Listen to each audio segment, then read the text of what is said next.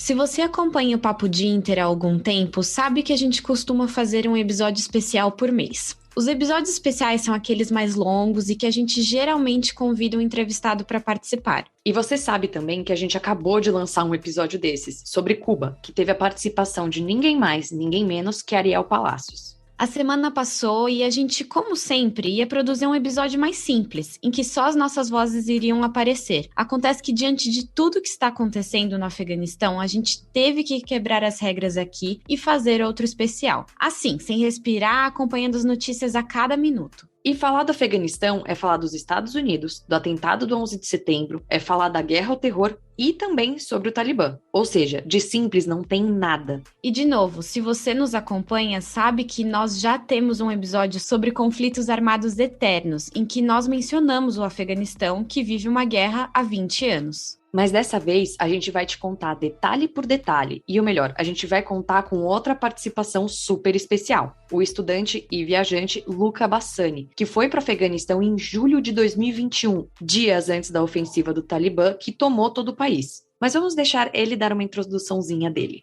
Bom, meu nome é Luca Bassani, eu sou de Jundiaí, do interior de São Paulo, mas há 6 anos me mudei para Munique, na Alemanha, onde eu estudo matemática, mas ao mesmo tempo sempre cultivei uma grande paixão pelas viagens, por culturas um pouco diferentes daquelas que a gente tem na América Latina, e tenho como sonho, um objetivo de vida, visitar em algum momento todos os países do mundo, todos os 195 estados soberanos que temos pelo menos até o momento, o que envolve também visitar os países perigosos e os países hostis aos viajantes. Bom, e sem mais delongas, bora para esse episódio que vai ser daqueles enormes que vocês amam.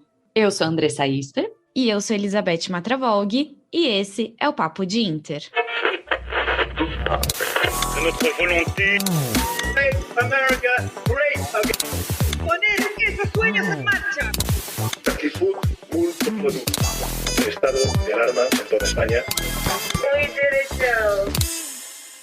E bom, como sempre no Papo de Inter, a gente vai começar essa história pelo começo, e como vocês já estão acostumados, aqui a gente vai te contar um pouco sobre a história do Afeganistão, porque ela diz muito do país que a gente vê hoje. Assim como muitos outros países do mundo, o Afeganistão foi alvo de interesses colonialistas de grandes potências, como neste caso, os britânicos e a União Soviética. Isso porque, se você abrir o mapa, você vai entender melhor. O Afeganistão faz fronteira com países como o Turcomenistão, Uzbequistão e Tajiquistão, que eram países da antiga União Soviética, além de estar próximo da Índia, que era colônia britânica. Isso sem falar do Paquistão e do Irã, países com grande influência e poderio na região. Então você já pode imaginar que o Afeganistão era uma região extremamente estratégica e desejada por muitos países. Os britânicos, temendo a expansão soviética na região, tentaram anexar o país 3 vezes, falhando em todas elas. Mas os britânicos não desistiram. Eles invadiram o Afeganistão de novo em 1838, colocaram um novo rei, mas anos depois foram massacrados e as tropas foram obrigadas a deixar o país. Foi só em 1880, durante a Segunda Guerra Anglo-Afegã, que os britânicos de fato conseguiram tomar o controle das relações exteriores do Afeganistão. A independência total dos afegãos das influências dos ingleses aconteceu só em 1919. Com o passar de 4 décadas, o país viveu em uma monarquia. Foi em 1953, já durante a Guerra Fria, que o general Mohammad Daoud se tornou o primeiro-ministro e assinou uma certa inclinação para a União Soviética. E a gente nem precisa dizer que isso já traz os Estados Unidos para a cena de cara, né? E o Papo de Inter já falou da Guerra Fria umas 1000 vezes, e em todas elas foram em países diferentes. Isso só mostra que, nesse período, a briga entre Estados Unidos e União Soviética era basicamente vista no mundo inteiro. Enfim, aqui a gente vai avançar alguns anos porque a história de Daoud envolve idas e vindas no poder e golpes militares. O que você precisa saber é que em 1979 a União Soviética invadiu o Afeganistão e instaurou o governo comunista. Babrak Karmal é colocado no poder e surge um novo grupo nesse rolê todo, os Mujahidins, que representam a oposição ao regime soviético. De novo, não é novidade nenhuma aqui que os Estados Unidos, apoiados pelo Paquistão, China, Irã e Arábia Saudita, financiaram o grupo de oposição que lutava contra a União Soviética. Foi só em 1988 que o Afeganistão, União Soviética, Estados Unidos e o Paquistão assinaram um acordo de paz, com o enfraquecimento já das forças soviéticas. Esse é o mesmo período que a gente falou no nosso último episódio, que Cuba também se viu desamparada pela União Soviética. Mas enfim, Com a queda do regime, muitos países que foram palco das disputas entre as duas potências ficaram com a economia comprometida e muitos com instabilidade política. E foi o que aconteceu com o Afeganistão. Além de uma crise econômica, o país enfrentou uma guerra civil entre o governo atual da época, que era apoiado pelos soviéticos, e os mujahidins. Segundo The Economist, batalhas pelo controle de Cabul, que é a capital do Afeganistão, aconteceram entre 1992 e 96 e causaram mais de 25 mil mortes. E foi em 1996 que o Talibã tomou o controle da capital. E aqui a gente vai fazer uma pausa, porque a gente vai ter um bloco só sobre esse grupo, que é considerado terrorista, mais pra frente nesse episódio. Os anos que seguiram sob o poder do Talibã foram de um regime extremamente ditatorial que acabou com os direitos humanos da população, principalmente das mulheres. O que a gente vai te contar agora é algo que aconteceu em 2001 do outro lado do mundo, lá nos Estados Unidos. Sim, a gente está falando do atentado às Torres Gêmeas em Nova York no dia 11 de setembro de 2001, que vai determinar muita coisa nesse século lá no Afeganistão.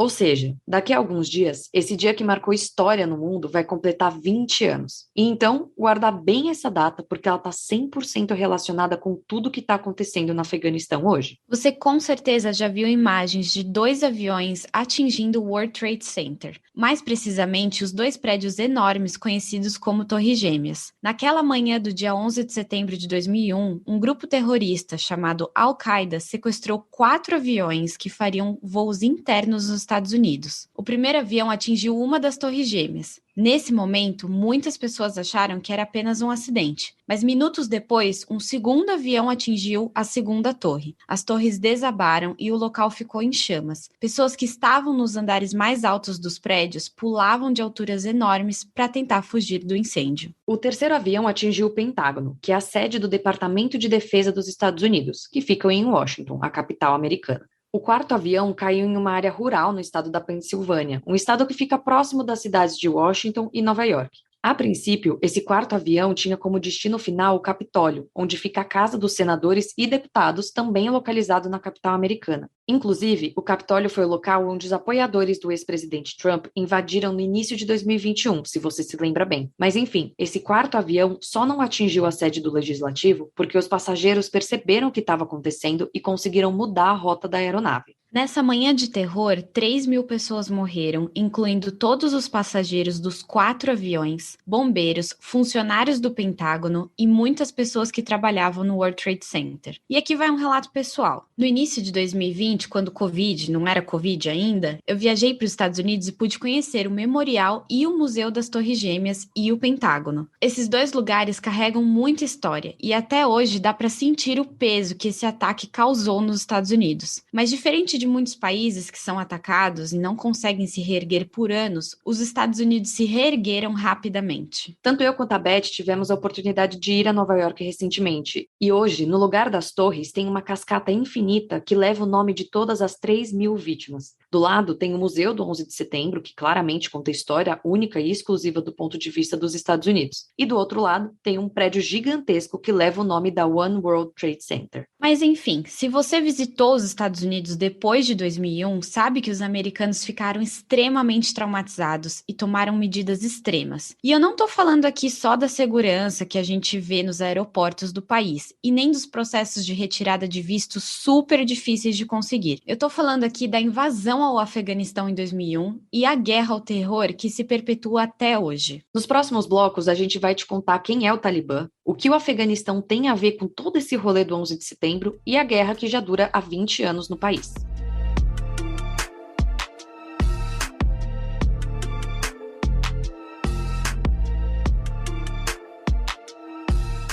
E agora que você sabe todo o contexto do Afeganistão durante o surgimento do Talibã, chegou o momento da gente falar desse grupo de fato. Como a gente já te contou, mas só fazendo um resuminho aqui para refrescar a memória, o Talibã foi criado oficialmente em 1994 e tomou o poder em Cabul em 96, durante a Guerra Civil, que era vivida no país desde a queda do regime soviético. O Talibã surgiu a partir de estudantes de seminários religiosos. Eles estudavam em escolas no norte do Paquistão, que eram financiadas pela Arábia Saudita. O Talibã ficou no governo mesmo até 2001, depois dos ataques da Torre Gêmeas, mas eles fizeram um grande estrago nesses poucos anos. Quando eles tomaram o poder, eles prometeram um governo guiado pela interpretação própria deles da Sharia, a lei islâmica. E aqui é importante deixar claro que o problema não é a religião islâmica, e sim a interpretação extrema que o Talibã segue. Digo extrema porque durante os anos de governo, o grupo literalmente acabou com qualquer direito humano no país. Em pouco tempo, o grupo já tinha dominado pelo menos 90% do território afegão. A princípio, o Talibã foi bem recebido pela população, porque eles chegavam em meio a muitas instabilidades, prometendo restaurar a ordem e acabar com a corrupção, mas logo eles se mostraram um grupo extremamente violento. Eles mataram a pedradas o ex-presidente e penduraram seu corpo no meio do trânsito durante a tomada de poder. Eles destruíram aldeias inteiras, incendiando casas e vilas. Os homens foram forçados a deixar suas barbas crescerem, mas a coisa ficou feia mesmo, foi para as mulheres. As mulheres foram obrigadas a usar a burca, e de novo, a gente tem que deixar claro aqui que a burca não é um instrumento repressor. A burca é uma vestimenta que algumas mulheres optam por usar de acordo com as suas crenças diante da religião islâmica. E a questão é essa, a mulher diante da religião tem o direito de usar ou não a burca. Ela pode usar a burca, o hijab, o véu, enfim, diversas maneiras, ou pode não usar nada. Mas a questão principal é que deve ser uma escolha da mulher em como ela quer se vestir e não uma lei imposta pelo governo de um país. Além disso, as escolas para as meninas foram fechadas, mulheres que andavam sozinhas sem um homem ao lado podiam ser espancadas no meio da rua, a prática do futebol foi banida, assim como a música. E fazendo um parênteses aqui, vocês provavelmente conhecem a Malala, uma jovem ativista internacional pelos direitos das meninas e mulheres a estudar e ganhadora do Prêmio Nobel da Paz. O que as pessoas às vezes não associam é que a Malala também foi vítima do Talibã. Malala nasceu no Vale do Swat, no Paquistão, e em 2007 a sua cidade foi tomada pelo grupo terrorista. Após 5 anos de ocupação, a Malala levou um tiro no rosto por integrantes do Talibã, que não aceitavam a sua luta pelo direito da educação de meninas e mulheres. A gente está falando isso aqui para deixar claro que o Talibã não assombra só o Afeganistão. A Malala felizmente sobreviveu e hoje mora em Londres, na Inglaterra, onde se formou na faculdade. Diante de tudo o que vem acontecendo no Afeganistão, a ativista escreveu um artigo dizendo que teme pelas suas irmãs afegãs e que pede para que a comunidade internacional ouça as mulheres e meninas do Afeganistão. Mas enfim, o que a gente não pode esquecer é que foi um período sombrio na história do Afeganistão, em que as pessoas perderam o direito de escolha, foram mortas ou cruelmente feridas por motivo algum, e muitas deixaram seu lar porque simplesmente não conseguiam viver no país. E o país em si também não funcionava. O Talibã até seguiu diretrizes de governos normais, entre aspas, como a composição de ministros, mas todos eram ex-militares que não tinham conhecimento algum de economia ou saúde, por exemplo. Então, doenças que podiam ser evitadas tiveram espaço no país e muitas pessoas morreram sem atendimento médico. Acho que aqui a gente já deu muitos motivos pelo qual tantas pessoas estão tentando deixar o país agora que o Talibã está de volta no poder. Mas calma que a gente já vai chegar nos dias atuais. O que você precisa saber também desse período é que o Talibã se aproximou de outro grupo terrorista, a Al-Qaeda, que foi comandada pelo Osama Bin Laden, autor do ataque do 11 de setembro. A linha de pensamento do Talibã era semelhante à da Al-Qaeda. A diferença é que a Al-Qaeda é um grupo formado por estrangeiros, já o Talibã é formado apenas por afegãos. E bom, aqui é que começa a confusão. O Bin Laden não é afegão, na verdade ele é da Arábia Saudita. E como a gente já disse aqui, a Al-Qaeda também não é afegã, mas tinha ligações entre os grupos terroristas e Bin Laden se refugiou por muito tempo no Afeganistão. Quando Bin Laden foi acusado de atacar a embaixada americana em Nairobi, em 98, por exemplo, o governo dos Estados Unidos de Bill Clinton atacou o Afeganistão e impôs sanções ao Talibã, que era o governo vigente da época. Então, mesmo não tendo ligação direta, o Afeganistão acaba sendo mais atacado e palco de conflitos que não os pertencem. E bom, assim como a gente está vendo agora, o Talibã tem uns lapsos e tenta fazer amizade com a comunidade internacional. Na época, eles chegaram a tentar enviar um diplomata para a Assembleia Geral da ONU, além de uma tentativa de aproximação com os Estados Unidos. Mas eles nunca conseguiram, de fato, um reconhecimento amplo internacional. Apenas o Paquistão, a Arábia Saudita e Emirados Árabes Unidos reconheceram o regime lá nos anos 90. Então, como a gente disse aqui, tudo mudou em 2001. Depois do ataque, o Bin Laden reivindicou a autoria e se escondeu no Afeganistão. Acontece que o Talibã, na época, por mais que não tivesse nada a ver com o rolê diretamente, acabou protegendo Bin Laden e não o entregando para o governo americano. E aí, os Estados Unidos estavam simplesmente obcecados por justiça a qualquer preço e em apenas um mês iniciou os ataques ao Afeganistão. O Talibã logo foi retirado do poder após a invasão americana, mas como a gente vê hoje, eles nunca de fato deixaram o país. No próximo bloco, a gente vai te contar o que foi e o que ainda é essa guerra que hoje já dura 20 anos.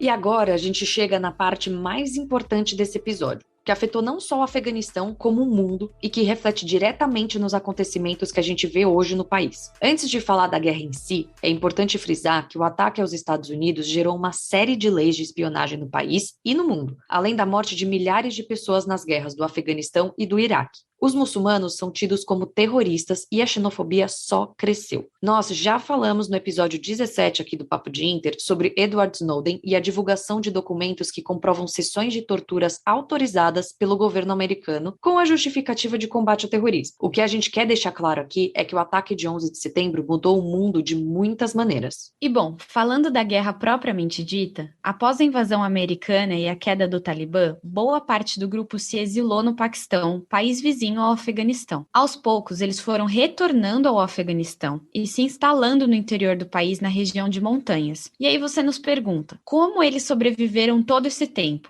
Segundo a BBC, estima-se que o grupo terrorista arrecade, em média, 1,5 bilhões de dólares por ano, por meio do tráfico de drogas, da mineração e também de uma cobrança de pedágios para as pessoas que passam pelos territórios ocupados por eles. Beleza, parte do território se mantinha sob o poder do Talibã, mas e as demais cidades e regiões? Em 2003, a OTAN de fato assumiu o controle da segurança de Cabul, que é a capital do país. A OTAN manteve o controle das ações de segurança até 2013, quando passou a responsabilidade para o governo afegão e, em 2014, deixou de forma definitiva o país, deixando apenas os Estados Unidos. E a gente não podia deixar de falar que, desde 2015, um outro grupo terrorista que a gente conhece bem também começou a atuar no território. O Estado Islâmico, ou seja, é uma salada mista de gente querendo interferir no país. Durante os anos de guerra, o Afeganistão chegou a ter eleições presidenciais em 2004 e legislativas em 2005, algo que não acontecia há muitos anos. As meninas puderam voltar às escolas e as mulheres puderam frequentar a faculdade. Ou seja, em meio a ataques de homens-bombas, ofensivas do governo americano e ataques de grupos terroristas, o povo afegão tentou seguir com a vida, mesmo a trancos e barrancos.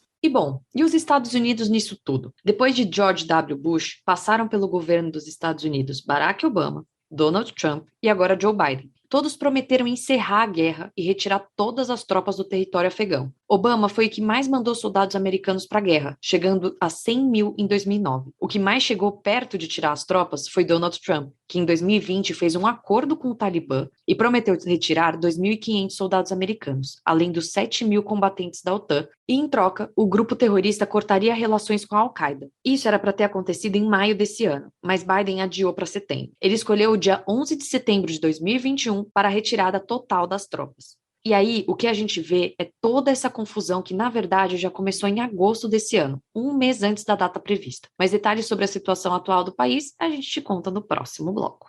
E antes da gente finalizar, a gente precisa, obviamente, falar do nosso convidado especial desse episódio, o Luca Bassani. O Luca foi para o Afeganistão em julho de 2021, assim que ele percebeu que a situação no país podia se complicar com a saída dos soldados americanos e que ele provavelmente não teria outra oportunidade de conhecer o país tão cedo. Ele contou pra gente várias coisas super interessantes que ele vivenciou no Afeganistão, e uma delas foi o clima lá em relação à saída dos americanos. Escuta só.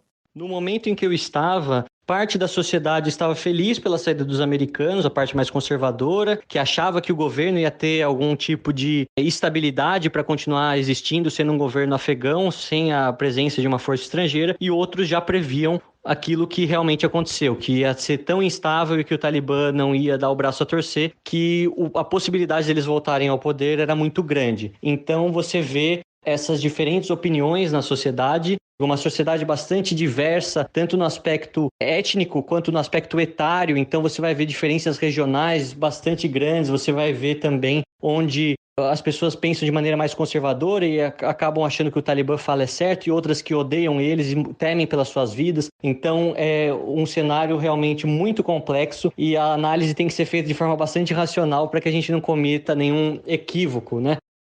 E para finalizar esse bloco, só 2 informações importantes. A primeira, que a gente não podia deixar de falar aqui, é que esse ano, que deveria marcar o fim dessa guerra, na verdade está registrando um aumento no número de mortes de civis. A maioria dessas mortes foi causada por ações do Talibã no território e pela Força Nacional do Afeganistão. Segundo o último relatório da Missão de Investigação das Nações Unidas para o Afeganistão, a UNAMA, entre janeiro e março de 2021, 573 pessoas morreram e 1.210 foram feridas, o que significa um aumento de 29% em relação ao mesmo período de 2020. E a segunda, para te dar um plot twist de todo esse rolê, vocês lembram lá no começo do bloco que a gente falou que os Estados Unidos invadiram o Afeganistão justamente para tentar pegar o Bin Laden e combater o terrorismo no país? Então, no final, Bin Laden foi encontrado e morto no Paquistão, em 2011, no país vizinho.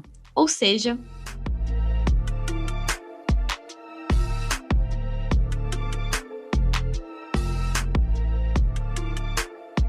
e dado todo esse contexto, chegou a hora de falar de 2021 e o que está acontecendo no Afeganistão. Como a gente já te contou nos blocos anteriores, o governo de Joe Biden prometeu retirar as tropas americanas do Afeganistão até o dia 11 de setembro. Ele começou a fazer isso meses antes e a resposta do Talibã foi imediata. Em julho de 2021, algumas cidades já começaram a cair. Aqui é importante a gente frisar que, apesar de algumas cidades terem sido tomadas de forma violenta, em outras, o governo afegão se retirou sem trocar um tiro com o grupo. o Luca fez uma viagem pelo Afeganistão até o dia 4 de julho, para a gente ser mais precisa aqui. E já nesse período dava para sentir a tensão do que estava para acontecer no país. Ele contou para a gente o clima das cidades que ele visitou e também como os acontecimentos afetaram o planejamento de sua viagem. Escuta só.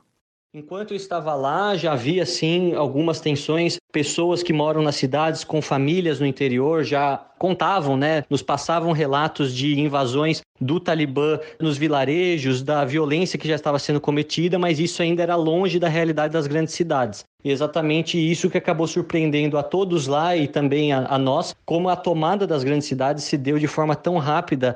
Em apenas 3 dias, as 4 maiores cidades, Kandahar, Mazar-e-Sharif, Herat e Cabul, caíram sob o Talibã, algo que eles não conseguiam desde 2001, desde do primeiro governo que eles tiveram. As tensões no país sempre acontecem, mas um país onde não há imprensa livre, onde o sinal da internet, a eletricidade, ainda é uma questão muito difícil, muito complicado com que essas informações cheguem no mundo ou se espalhem por aí para relatar o que acontece, mas sempre havia muitos relatos e isso causava uma certa tensão e fez até com que a gente mudasse o planejamento da viagem em certos momentos, quando uma das cidades que nós visitaríamos, a cidade de Bamiyan, a estrada que leva essa cidade até Cabul, um trecho foi tomado pelos talibãs e exatamente por não ter que passar por um checkpoint deles, não correr o risco de um sequestro, de alguma violência, nós acabamos optando por deixar de lado visitar essa região, que é uma das mais bonitas do país e que eu realmente espero que um dia naquele lugar volte a reinar a paz para que eu possa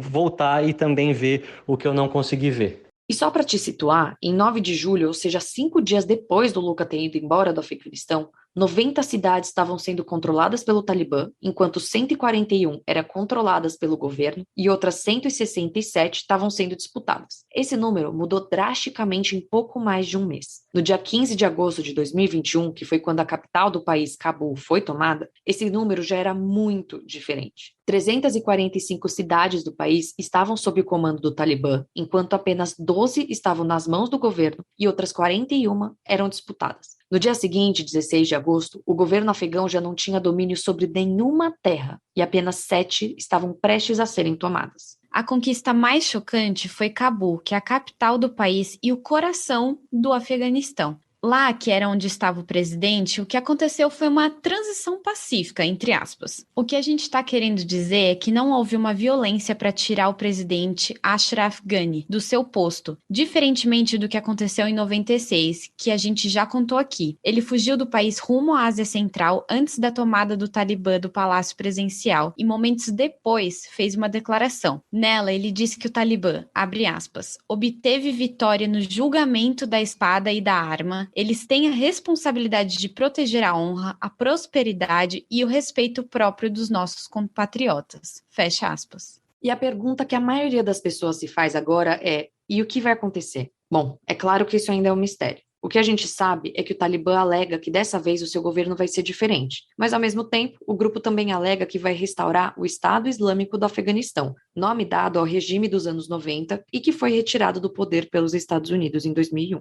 A maior preocupação no momento é o desrespeito aos direitos humanos, principalmente os das mulheres. A gente já te contou aqui o que aconteceu no Afeganistão durante o governo do Talibã na década de 90, e a preocupação maior é que tudo isso se repita. Uma reportagem do El País chegou a noticiar que na cidade de Herat, uma das que o Luca chegou a visitar, inclusive, o Talibã já está vetando a entrada de mulheres na universidade da cidade. Segundo relatos nas redes sociais, as mulheres estão instruídas a aguardarem em casa pela decisão do governo se elas poderão ou não seguir estudando. Há relatos também de mulheres que foram forçadas a pararem de trabalhar e que famílias receberam ultimatos para entregar suas mulheres solteiras para que elas se casem com os soldados talibãs. Ao mesmo tempo, líderes do Talibã seguem dando declarações de como o governo vai ser diferente. Uma delas, inclusive, foi para uma mulher âncora de um jornal afegão do canal Tolo News. Essa foi a primeira vez na história do país que uma mulher conduziu uma entrevista com um membro do alto escalão do Talibã. Enfim, essa foi claramente uma tentativa do grupo de provar que as coisas estão diferentes, mesmo que por trás das câmeras elas não estejam.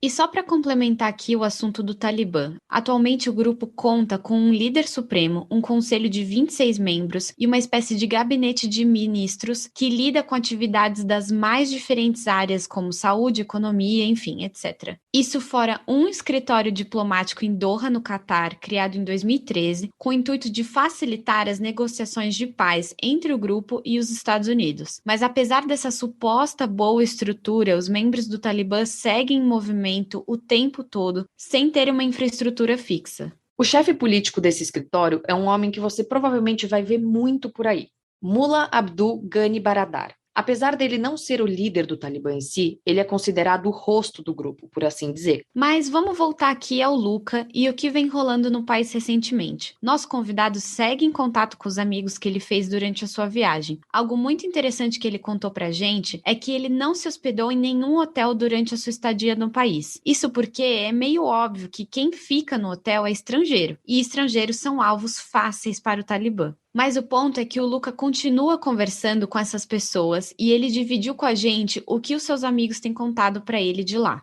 Eu ainda tenho contato com algumas pessoas que vivem no Afeganistão, contato praticamente que diário. Todos eles, pelo menos esses meus amigos, estão tentando no momento fugir do país, o que é impossibilitado pela crise nos aeroportos, principalmente no aeroporto de Cabul, onde voos comerciais não têm mais saído, onde muitas embaixadas também estão fechadas, ou seja, as pessoas não acham voo para sair, não acham embaixadas e consulados abertos para conseguir vistos ou documentos de viagem e acabam ficando lá isoladas, abandonadas. As mulheres, uma amiga minha principalmente, tem evitado sair de casa, ela deixa com que os homens da família acabam tomando as tarefas fora de casa para que ela possa se poupar, já que por ser uma mulher um pouco mais liberal, que usa roupas um pouco mais coloridas, ser solteira, ela corre sempre o risco de ser levada por um dos talibãs e ter um destino muito, muito triste. Então, fica um pouco a sensação de impotência, mas sempre tento mandar energias positivas, falar com eles nesse momento, já que qualquer outro tipo de ajuda é muito difícil. O país também está com uma crise bancária, os bancos estão sem notas, muitos bancos fechados, então mesmo que eu quisesse ou que outras pessoas quisessem dar uma ajuda financeira para essas pessoas, nesse momento ainda é quase impossível. Por isso que é importante estar lá, mandando energias positivas, falando diariamente, e também aquelas pessoas de fé fazendo suas orações pelo povo do Afeganistão, que tanto precisa de ajuda nesse momento. Realmente um país bastante complexo e que eu gostei bastante de visitar, uma experiência para a vida toda. E o Luca tocou em outro ponto bastante importante que tem repercutido bastante na mídia internacional, o aeroporto de Cabul. Você deve ter se deparado com algum vídeo das pessoas correndo atrás de aviões norte-americanos ou de pessoas tentando invadir o aeroporto. Enfim, cenas muito fortes e muito tristes. Essas cenas aconteceram no domingo e na segunda-feira, nos dias 15 e 16 de agosto, respectivamente. Milhares de pessoas invadiram o aeroporto numa tentativa desesperada de entrar em algum avião e conseguir fugir do país. O resultado foi pelo menos 12 mortos e uma série de feridos. No meio de todo esse caos, as forças americanas assumiram o controle do aeroporto e suspenderam todos os voos numa tentativa de controlar a situação. Os Estados Unidos chegaram a enviar 2.500 fuzileiros navais para o aeroporto para ajudar. Já a autoridade de aviação afegã afirmou que o aeroporto foi liberado apenas para militares e aconselhou as companhias aéreas a evitarem o espaço aéreo do país, o que foi exatamente o que aconteceu. Diversas companhias europeias, americanas e de países como Catar, Singapura e Taiwan imediatamente desviaram as suas rotas. Já na terça-feira, os voos foram retomados no Aeroporto Internacional de Cabul. O ponto é que esses voos são apenas militares para a retirada de diplomatas e estrangeiros do país. Eles não são voos comerciais. Além disso, é importante frisar aqui o que o Luca disse pra gente. As embaixadas estão fechadas. Ou seja, os afegãos não conseguem vistos para entrar em outros países, o que realmente os deixa sem saída. Isso porque não dá para pegar simplesmente um carro e sair dirigindo pelo Afeganistão, uma vez que as estradas estão fechadas pelos talibã. Para o nosso próximo e último bloco, a gente vai te contar exatamente sobre os outros países, ou seja, como o mundo vem reagindo à tomada do Talibã.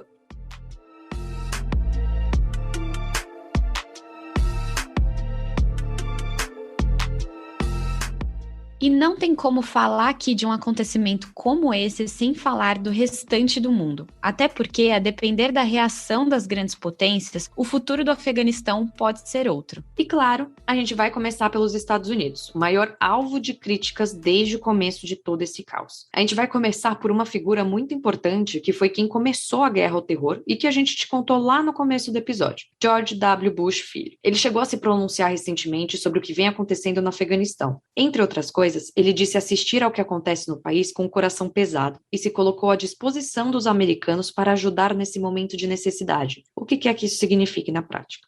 Mas essa fala dele sequer foi noticiada perto do que o atual presidente do país tem feito. Joe Biden foi alvo de críticas duríssimas, primeiro por negar que havia a possibilidade do Talibã tomar o país, se mostrando totalmente por fora do que rolava por lá, mas segundo por uma declaração em que ele disse que o interesse dos Estados Unidos jamais foi reconstituir uma nação, mas sim proteger os americanos na famosa guerra ao terror. Fora tudo isso, Biden também se defendeu das críticas, alegando que jamais teria um momento perfeito para retirar as tropas do Afeganistão e que o governo afegão desistiu do país, se referindo ali ao presidente que fugiu antes do negócio ficar feio. Em outras palavras, ele mantém a ideia de que retirar as tropas americanas não foi um erro. Inclusive, na data da gravação desse episódio, Biden deu uma nova entrevista à emissora ABC, dizendo que era impossível que os Estados Unidos deixassem o Afeganistão depois de 2 décadas da guerra sem gerar um caos e confirmou que tropas americanas vão ficar no país o tempo que for necessário para garantir a evacuação de cidadãos americanos. A data prevista é de até 31 de agosto. E outros países do Ocidente observam com nervosismo o que está rolando no Afeganistão. A Alemanha, por exemplo, se posicionou demonstrando preocupação com o destino dos afegãos, assim como com o desenvolvimento do país como um todo. Já a União Europeia em si chegou a dizer que os afegãos, abre aspas, estão em uma encruzilhada. Segurança e bem-estar dos cidadãos e a segurança internacional estão em jogo. Fecha aspas. E trazendo aqui uma análise feita pelo jornal americano The Economist, esses países ocidentais enfrentam o maior dilema atualmente. Por um lado, está totalmente fora de cogitação apoiar financeiramente o Talibã, mas por outro, essa ajuda financeira podia servir como uma moeda de troca para exigir um comportamento mais razoável por parte dos governantes. E como toda boa história, sempre existem 2 lados. Nesse caso, existem alguns países que ou apoiam o Talibã, ou pelo menos querem manter boas relações com o grupo. O Paquistão, a Rússia e a China são alguns exemplos. Começando pelo Paquistão, o primeiro-ministro do país comemorou a vitória do grupo no Afeganistão e disse que o Talibã, abre aspas, quebrou as correntes da escravidão mental no país, fecha aspas. Não só ele, como outros membros do governo paquistanês também se pronunciaram, celebrando a vitória do Talibã. Aqui, só para te lembrar, quando os Estados Unidos invadiram o Afeganistão, boa parte do Talibã se exilou no Paquistão. Por isso, até que faz sentido essa reação do governo paquistanês. Já com relação à Rússia, o país se pronunciou e anunciou o estabelecimento de contatos com representantes das novas autoridades afegãs, para decidir se vão ou não reconhecer o governo como legítimo. O mais curioso é que a Rússia considera o Talibã como uma organização terrorista desde 2003. O que a Rússia chegou a exigir foi a proteção da embaixada russa no país. Mas enfim, é o famoso, vamos aguardar as cenas dos próximos capítulos. E a China, na verdade, está ali tentando não se comprometer. O país chegou a dizer que deseja manter relações amistosas com os talibãs e que respeita o direito do povo afegão de decidir seu próprio destino e futuro. A porta-voz chinesa chegou a dizer, inclusive, que os talibãs indicaram várias vezes a esperança de desenvolver boas relações com a China, isso segundo o Globo. Mas, por outro lado, o país tem medo que o Afeganistão, tomado pelos talibãs, vire terreno para extremistas. De um modo geral, até a gravação desse episódio, nenhum país reconheceu o Talibã como governo legítimo do Afeganistão. Enquanto o Ocidente está todo chocado observando o que rola por ali, alguns países do Oriente podem até flertar com os talibãs, mas nada muito oficial. O que se sabe é que o Talibã vai tentar essa aproximação com outros países. Isso porque um dos porta-vozes do grupo chegou a dar uma entrevista para o Al Jazeera, pedindo à comunidade internacional e entidades que entrassem em contato com eles para resolver qualquer tema, entre aspas. E disse ainda que o Talibã, abre aspas, conquistou o que queria, que é a liberdade para o país e a independência para o povo, fecha aspas. Concluindo ao dizer que eles não acham que as forças estrangeiras vão cometer o mesmo erro no Afeganistão outra vez.